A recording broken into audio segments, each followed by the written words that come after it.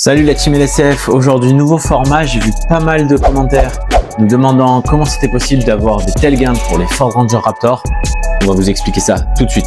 Je parle bien sûr du Ford Ranger Raptor, comment est-ce qu'on peut, avec un simple stage 1, sans modification de pièces performance, juste avec une optimisation de la cartographie moteur, arriver à des tels gains. Ce qu'il faut savoir, c'est que sur ce Ford Ranger Raptor dernière génération, donc le 3 litres EcoBoost V6 qui développe 292 chevaux chez nous, en France et en Europe, on est sur le même bloc moteur que des modèles américains, comme par exemple le Ford Explorer ST, qui développe plus de 400 chevaux.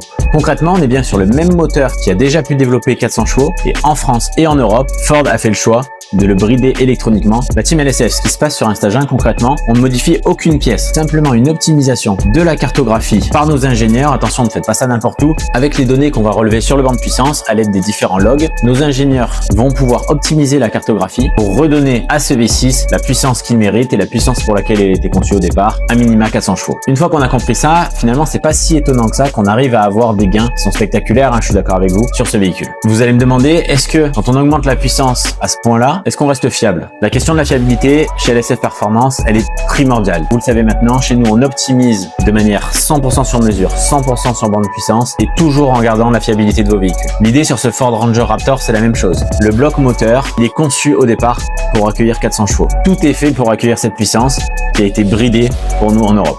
Et puis vous le savez, dans un stage 1, on ne dépasse jamais les limites constructeurs. On libère simplement le moteur et en l'occurrence, on libère simplement ce V6. Attention, on me dit comme ça a l'air facile. Je vous explique que le bloc est prévu pour encaisser 400 chevaux, qui fait un peu moins de 300 en Europe et que facilement on peut passer de 292-300 à 400-450. Attention, un moteur ça se respecte. Faut pas faire sa préparation n'importe où. L'idée c'est pas juste un boost turbo qui vient prendre 100 chevaux et on s'arrête là.